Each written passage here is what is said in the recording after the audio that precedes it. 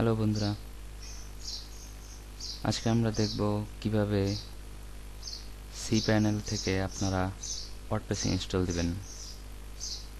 অবশ্যই সেটা লাইভ সার্ভারে।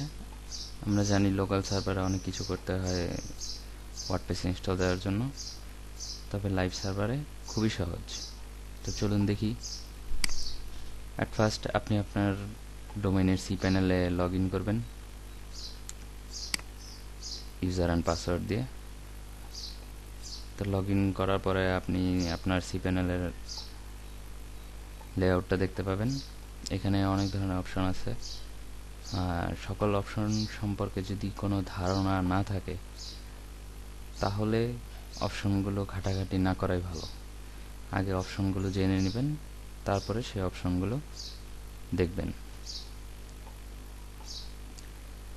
তো ওয়ার্ডপ্রেস ইনস্টল দেওয়ার জন্য আমাদেরকে খুঁজতে হবে একটা অপশন। সেই অপশনটার নাম হচ্ছে সফটওয়্যার অ্যাপস ইনস্টলার। প্রায় সকল cpanel লেআউট দেখতে একই রকম, হয়তো অপশন এক এক জায়গায় থাকতে পারে। আপনারা অবশ্যই খুঁজে বের করবেন সফটওয়্যার অ্যাপস ইনস্টলার। কোথাও লেখা থাকে শুধু অ্যাপস ইনস্টলার, আবার কোথাও সরাসরি লেখা থাকে ওয়ার্ডপ্রেস ইনস্টলার। এখানে দেখতে পাচ্ছেন সফটওয়্যার অ্যাপস ইনস্টলারের কি কি সফটওয়্যার দেয়া আছে তার একটা লিস্ট। এখান থেকেও আপনি যেতে পারেন। তো চলুন আমরা সফটওয়্যার অ্যাপস ইনস্টলারে ক্লিক করি। অ্যাপসের একটা বিশাল ভান্ডার আমাদের সামনে এসেছে। এখান থেকে আমরা চাইলে যে কোনো কিছু ইনস্টল করতে পারি। ফার্স্ট ক্যাটাগরিতে আছে দেখেন ওয়ার্ডপ্রেস, তারপরে অ্যাপনেট কার্ড, প্রেস্টাশপ, জুমলা ইত্যাদি ইত্যাদি ইত্যাদি। যার যেটা দরকার সে ইনস্টল করতে পারেন। তো আমরা ওয়ার্ডপ্রেস ইনস্টলে যাব। দেখুন যখন আমি ওয়ার্ডপ্রেসের উপরে হোভার করছি 3টা অপশন আসছে, ইনস্টল, ডেমো, ওভারভিউ। অবশ্যই ইনস্টল দিব।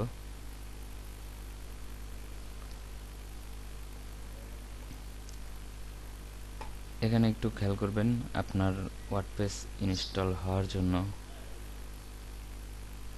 কিছু ক্রাইটেরিয়া মেনটেন করতে হবে। দেখুন চুজ প্রোটোকল, আপনার যদি HTTPS থাকে আপনি HTTPS সিলেক্ট করবেন।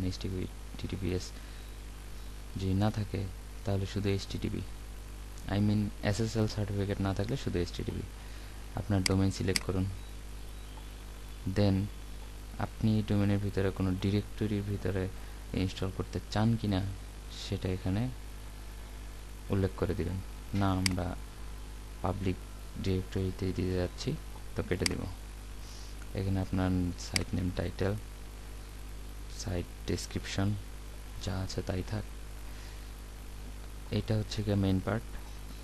এই পার্টটা আপনার ওয়ার্ডপ্রেসের যে অ্যাডমিন প্যানেল হবে সেই অ্যাডমিন প্যানেলে লগ ইন এবং পাসওয়ার্ড। তো এটা আপনি এখান থেকে সেট করে দেবেন। আমি অ্যাডমিন প্যানেলে রাখছি।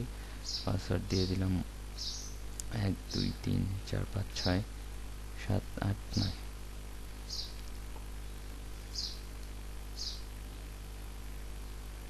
দেখুন এখানে খুবই ব্যাড দেখাচ্ছে পাসওয়ার্ড ডেন্সিটি। পাসওয়ার্ডটা অবশ্যই একটি ইউনিক হতে হবে। দিয়ে দেন, আমি আমার নাম দিয়ে দিই @MEHEDI123। তো আমি আমার পাসওয়ার্ড দিয়ে দিলাম @MEHEDI123। এখানে আপনার অ্যাডমিন ইমেল, সাইট ল্যাঙ্গুয়েজ এটা দিতে পারেন।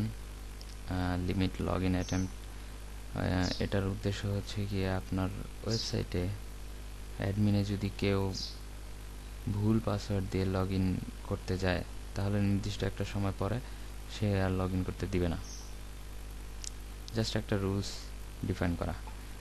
আরগুলো এটা দিয়ে দেন। তারপরে আসেন, অবশ্যই আপনার ওয়ার্ডপ্রেস ইনস্টল হওয়ার সময় একটা ডিফল্ট থিম চুজ করতে হবে। চলুন এখান থেকে আমরা যে কোনো একটা থিম দিয়ে দিলাম।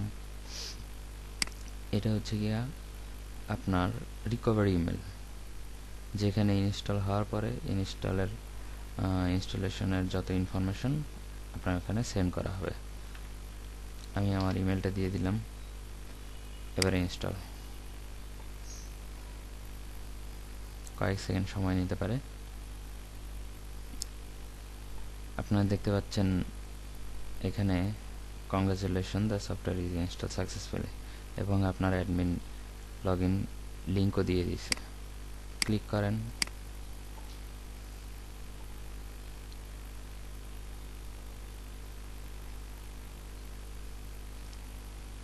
সরাসরি ড্যাশবোর্ডে চলে আসছে। তো বন্ধুরা, এভাবেই আমরা আমাদের ওয়ার্ডপ্রেস খুব সহজেই লাইভ সার্ভারে ইনস্টল করতে পারি। তো মাথায় এইটুকুই রাখবেন যে সকল লাইভ সার্ভারই প্রায় সেম, cpanel লেআউটটা একই রকম হয়, জাস্ট খালি একটু খুঁজে নেবেন। তো আজকের মতো এখানেই সমাপ্তি। সামনে ওয়ার্ডপ্রেস নিয়ে আরও ক্লাস নিয়ে আসবো। খোদা হাফেজ, ভালো থাকবেন সবাই।